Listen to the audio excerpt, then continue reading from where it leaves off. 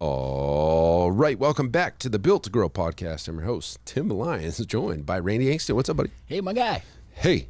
Hey. All right, let's rock and roll. So we know in the training micro gym based, models out there, there's kind of three general models. You got the one-on-one personal training gym, you got the class-based gym, and you've got the semi-private training gym. Now you got hybrids in between. You got some that do a little of each. You got some that just do one. And, our flag in the ground here at ProFit, at Legacy Personal Training, and with many of our clients, is semi-private training is the only path to $1 million gym on autopilot. Yeah, it's your greatest opportunity, that's for sure. Yeah, I mean, can you get there with a class-based gym? Yes, it takes you 500-something members based on averages. Can you do it on one-on-one? Yes, you can, but it takes you a ton of trainers to service that model. We have a whole training on this, guys, and maybe we'll put the link in the show notes. We got a calculator that helps you project. That Zach did is awesome. It's a projection calculator that he did a training on. It's fantastic. Kind of tells you exactly what your potential is. So after, gym owners kind of see the light. They're like, okay, I'm going down this path. It's a red ocean, large group training. Everybody in town's doing it. It's not hard to enter that space. There's not a lot of equipment. It's usually a price, war to the bottom, and CrossFit fits into this model, by the way. That's a large group model, right? It's 1 to 15-ish, 10-ish, 8-ish. Again, you do the reports, you'll find out that the real average number of, clients in a class is around 6. But once they figure that out, they say, okay, I want to do semi-private training. This is the way. This is the goal. And we believe that to be true. Yep. They fall flat on their face when launching it. Correct. And it doesn't work. My clients don't want to do that. You hear this all the time. Like, they try to launch it. They add it to the price sheet one day, and they try to start selling it one day, and there's no big launch. There's no big announcement. There's no big state of the union, or what we kind of teach our clients to do when they launch it, is to have a state of the union and make everybody aware of why and why this is a better way and all these things, what the benefit is to the consumer. Most of the time when gym owners fail at launching it, it's because they don't follow all the steps, or they just lob it out there and hope for the best, and they don't make a big deal about it. They just add it to the price sheet and try to start selling it, and they, maybe tell a few clients here and there. Yeah. And that's really where we see the failure rate super high, is when that happens. Yeah. Okay. And so the other side of the coin is we've got this playbook. We have a tried and true, do this, then that, get your pricing here, your schedule there, your coaches here, your programming there. We have this model, this step-by-step process in our accelerator program, and our switch to semi-private.com if you want to go check that out. That is like 100% success rate. Yeah. Every gym that does this gets it off the ground in a major way, has huge momentum, and then either one rips the Band-Aid off after a certain point, or does it in the beginning, or phases it out over time. There's different ways that we've coached to, and I don't think one's just delaying the pain. Yeah. If you just rip the Band-Aid off in the beginning, everybody that's done the opposite, which is they would have just made all the changes up front and then just dealt with the repercussions, and then everything's fine, versus dragging it out over time. So, well, I think it's risk mitigation, right? You have to consider, how adverse are you to risk? What is because first thing is, if you're moving your whole gym over, if you're going from a group training to a semi-private gym, the first thing that you have to do is figure out the math. Because when it comes to the resistance around making that change for you as a gym owner, the reason you're resistant is not because, my clients won't. Well, that's your thought, but my clients won't is because you're afraid of losing the client and losing the revenue that the client's bringing to your business, and the need to go, recoup that somewhere else. When we bring all of it to the math, to the paper, when we put it on paper and we say, okay, this is your current clientele, this is what you're making from each client, this is the revenue that you're generating. If we transition 75%, if we have 25% of your current clients leave, you're probably making 25% more than you were previously anyways, right? So almost every single time we've laid out the math, because of the additional revenue per client with semi-private versus what you were charging with group training, we know that we can take a number hit on total clientele and still make the same revenue by transitioning a percentage of those total clients over. That right there helps a lot of gym owners just with the fear of oh my God, I can't do that. What if I lose everybody? Well, it's never happened and you're not going to. Yeah. But once we logically clear up some of that fear, then it just comes down to the steps, right? And like you said, from programming to scheduling to staffing, the communication, I think, is the biggest component for the success of that launch. And this is what to your point, this is exactly where we see most people kind of mail it in and think that, oh, it's just a different type of training. My clients understand it. Well, you barely understand it, let alone your clients. And so if you're not overly, and I mean overly communicating, not just putting it out there, but like you got to drive this point home. This has to be the greatest thing since sliced bread for your clientele in order to make this really, the success of this really take off. I mean, you could end up with 90% plus of your current clients moving into this new thing if you do it correctly. And that's the whole premise of this podcast today. And you could change your business overnight. Yep. Okay. So like, if you do this the right way, you can double your revenue in a month. Yep. It's wild when you do it right. Now, large group training, the best way to describe how when we used to run both is they can't be similar. They can't even be close to looking the same. There you go. The large group training, class-based style boot camp was for us high heart rate, metabolic conditioning. We had the MyZone. Music was different. The programming was way different. A lot of body weight, a lot of timed circuits, intervals, and the way you would kind of make it difficult or harder or easier for somebody would just change the weight. So if it's kettlebell swing, lighter kettlebell versus heavier kettlebell, you're doing it for 30 seconds on, 10 seconds off anyway. So just that's how you would kind of scale to the difficulty. That's large group training. And the goal for that clientele is fat loss. Like we're going to burn fat, metabolic conditioning. That's kind of our goal over here. Boom. That's where we set you. And then over here on semi-private training, it was strength training, reps, sets, different workouts for different people. That's the most important thing, right? The person next to you might be doing a squat, but it's a completely different variation of the squat than you are. And, it's personalized and we're slowing things down and we're really building muscle over here. When you do the hardest gym to transition is when they take that strength training component and they lob it into the large group training model and they're over delivering over here and not even charging close to what they should be.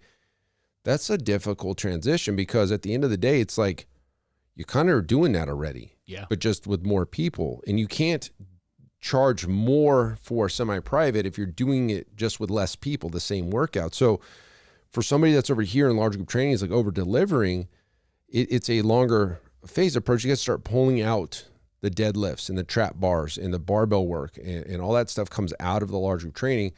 It just disappears one day. Yeah. And just, you just got to, it's a phase, right? Now we're all down to body weight stuff or, maybe kettlebell work, that's fine. Over here in large group training, and then you introduce semi-private and all that strength training comes over to this side of the fence. So it's interesting because you look at gym owners themselves and the style of workouts that they do personally for themselves. It's over here in the semi-private world. It's the strength training work. That's where they find the benefit, right?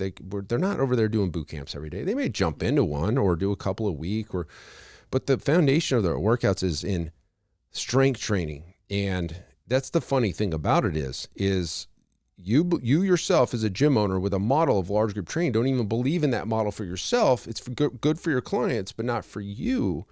Really, what's the difference? Yeah. Why is it better for not good enough for you, but it's good enough for your clients? Like, shouldn't you be delivering what you believe is the best product to your clientele? Well, that's over here in strength training. and reps and sets and progressions and tracking the weights and everything. And that's where Semi-Private Pro really saves the day. Is it's very difficult to do that one-to-many without software, without tools, right? And that's why we developed Semi-Private Pro, to track our clients' progress, to track their workouts, the weights lifted, videos. It's all in there. We built it for that. Many gyms are using it, but that's the key component. And when you have something like Semi-Private Pro as a unique, delivery mechanism, like, people can't compete with you. That doesn't exist. They don't have it because unless they bought it from us. You know what I mean? So it's an advantage. It's an unfair advantage, if you will, in your market when you have something so good over here in the strength training department, which you believe as the best. I mean, it makes almost no sense to stay in a large group anymore. Well, I mean, just the sake of, like, when we talk about the industry averages, when we talk about the length of stay for a large group training gym, and Orange Theory puts out that their own membership length is traditionally it's about 3 months, and they're replacing their whole client base every 3 months. These guys have deep pockets. They're a massive brand. If they're doing that every 3 months, you better damn well believe that mom and pop doing large group is doing the same thing, probably faster, right? A month and a half, 2 months in, because they don't have the deep corporate pockets and the brand exposure and things like that, keeping people tied to the brand. Now, if that's just the playing field that you decide to operate on, you have to what is your choice? What are you doing with that information, right? Going back to, I mean, even, when we had Rick Mayo back on here, right, talking about the old Wayne Gretzky skating to where the puck is going, not to where it's at. If you want to be a leader in this industry, if you want to be the innovator in your community, if you want to be the one who's bringing the latest and greatest of what is known and what is available for the industry, if you're not doing strength training, you're way behind the 8 ball right now. I mean, if you look at just the things that are taking off when it comes to, I mean, go to Instagram and look at fitness. It's not what it used to be 5 years ago. It's the exact opposite of that, right? It's strength training everywhere, right? It's muscle building. It's almost like there's that old bodybuilding pull coming back into general pop fitness everywhere. But gym owners are sitting here and they're resistant to make that change or go attack where people are going, what the interest in the industry is, because they're in the seat doing what they've done for so long, and they refuse to get out of their own way. Well, it's hard work. It is hard work. So it's the difference of hard work by staying where you're at and continuing to struggle at this lower price point with heavy competition, or it's the hard work to change into a better model, semi-private, with strength training, with tools like Semi-Private Pro, with a higher price point, with less members. That's hard too. But like I'm over here, like we've been over here forever, right? Like that's what we believe in. And that's what many of our clients believe in, and the ones that are really seeing the exponential growth over the last few years, they've moved into semi-private. And like I said, guys, there's a whole step-by-step process in doing this. We have like 7 clients going through this transition in their gym right now. Like their meetings were last week, and it's like it's happening, and they're loving it. Their clients are sending them messages of like, "Oh my God, this is amazing! Like I can't believe this. You guys are innovating. I'm so glad to be a part of this community because of you guys. You're forging ahead," and that's the message that you deliver to your clients. Yeah. I mean, at the end of the day, if you guys go to I think it's page 74 in Built to Win, I have a whole letter that how you can communicate this to your current clients. It's a variation of that when we teach our members. Yeah. It's in the book. Like we believe in it so much, I just gave it to you. Like that's a piece of it's one piece of the equation. But if you believe there's a better way, it's okay to say over the last 10 years we thought we were doing, which we believed at the time was the best service that we can give you as our clientele. Now that we know a better way, it's our obligation to give you this because this is the best. And we, not to say that we were doing was wrong. It's what we believed it was at the time. It's what we believed. You have the right to you have the right to change your mind, guys. Like you should change your mind over time as you learn more information. Well, think about it from the client standpoint in that position. If you do the same thing for 10 years and you're not bringing something new to the table, do your clients look at you as the expert in the industry right now? Probably not. But if you're constantly educating them, bringing forward the latest and greatest of what you're learning, implementing that into the service that you provide, into the education that you're providing with them, now they're hooked. Now they know that you have their best interest at heart. Now they know that you care about their results, and you're willing to make changes to the business to support their clients' growth. And that's a huge part of it. You use that word obligation. The second that you became the resident expert in your local community for the health and fitness of your community, it is your obligation. And if you look at it like you're just going to show up and just collect a check from the people that are willing to pay you for the service that you have today, that probably has an expiration. Oh yeah, it's going to go away over time. Yeah, I mean, it goes away. You just look at the numbers. Well, right? I'm working with the gym owner right now. He's signing the lease for his new location, but we've been talking for about a week. He's coming in with our business accelerator. He found our podcast the day before we talked. So he heard our podcast, started listening to a bunch of stuff. They come from a group training background. He himself loves that style, probably CrossFit style workouts, things like that. The gym that they were going to open was going to be group training. After our first call, I was like, hey, have you considered this? And we mentioned we brought in the semi-private stuff. He continued to look into not only what we were providing, but looked into his community, looked at his competition, what other gyms were doing, all of these things. And he comes back to me like 3 days later. He goes, so we were, based on our first conversation, like you kind of opened my eyes to like being willing to consider semi-private. He goes, now we're all in. Now we're not doing group training because not only do I believe what semi-private is a better delivery for the marketplace, but from the business side of things, there is nobody in my area that's doing it. Good. And it's beautiful. Yeah. That's where everybody wants to be, but yet gym owners are resistant to put themselves out there to be first. A lot easier to do it from the beginning than try to switch. But absolutely. But most every gym that we work with is in the process of switching because they've went down path one. Hey, look, guys, I started in a model that I no longer. We switched here. It wasn't like we did this day one.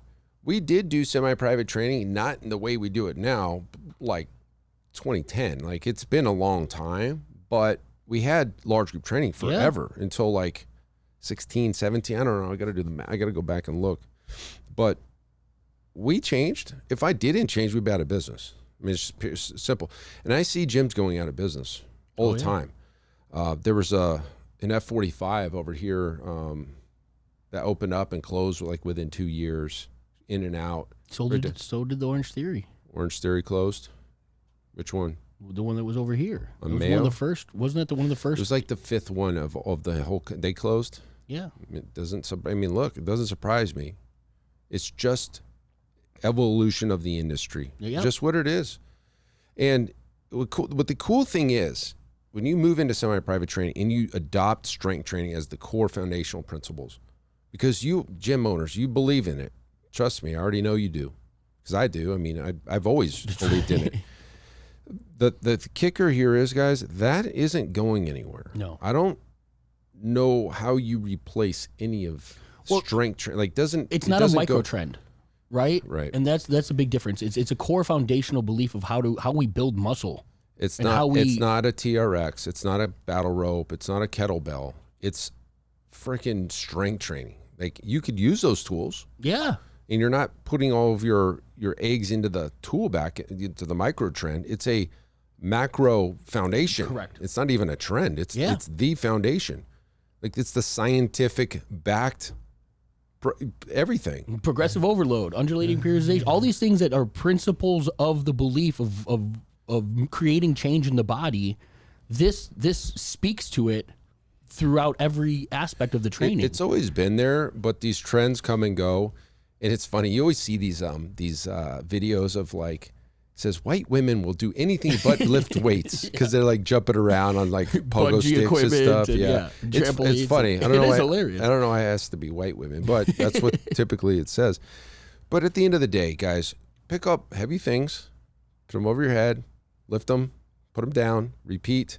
There's nothing wrong with that, and it can be fun. I mean, I just sat here with a client. She's like, I love this gym, this strength training is what I need, it's what I love.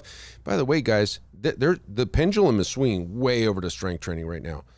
especially because of Ozempic and the GLP-1 drugs, muscle wasting is not a secret. Everybody knows. In fact, you go into taking that drug knowing you're going to lose fat and muscle. It's non-discriminatory. And the kicker to this is the people taking it don't understand the repercussions of loss of muscle. Unfortunately, they're not educated by the doctor.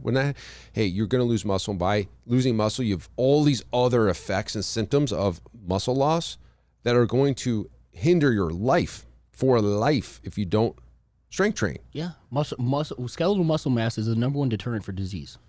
Yeah, and it's the longevity. Yeah. It's and you know it, gym owners, this isn't anything that you don't know, but what's cool is the pendulum's swinging that way and the mainstream is starting to get it.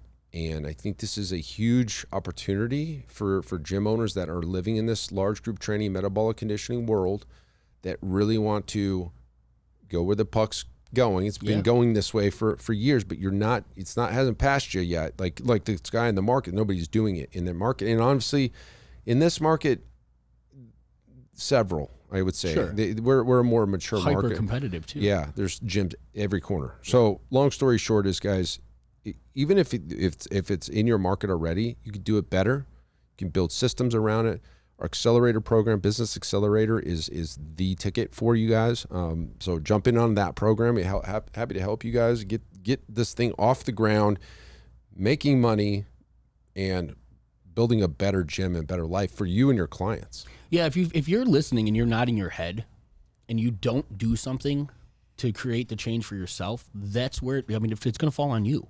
Like, you have to make the decision right now. If you agree with the things that we're saying and you're not changing your business to meet and match the direction things are going, that is on you. And that's going to be my hard push for you right now.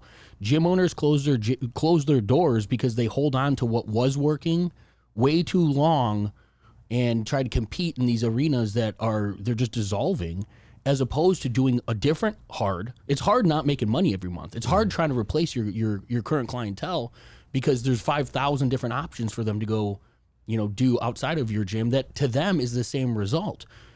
It's also hard making the transition to something new, but choose your hard. I would much rather choose a hard today that's got opportunity for the future than hold on to something that's where everybody can agree. It is it is just getting more and more difficult to compete in a group training arena, period. Yep. And you just have to make a different choice. But ultimately, you're the deciding factor on the success or failure of that gym. And if you're not focused on where the whole industry as a whole is going and the beliefs in your alignment with where the results need to be coming from, you gotta get back into alignment and start making the change today. Yep. All right, guys. So if you need help with this Business Accelerator, the links can be in the show notes. Just click on that link, book a call. You'll talk to Randy, and you see if this program's good for you. Hopefully that helps you guys. Until next time, keep changing lives. We'll see you on the next show. Bye. All right. Thanks for listening to another episode of the Built to Grow podcast. If you want more help growing your business, join our free Facebook group, Profit Accelerator, helping training gyms grow to $30,000 a month and beyond. We'd love to see you there. Go check out the show notes for the link and keep building something great. And we'll see you in the next episode.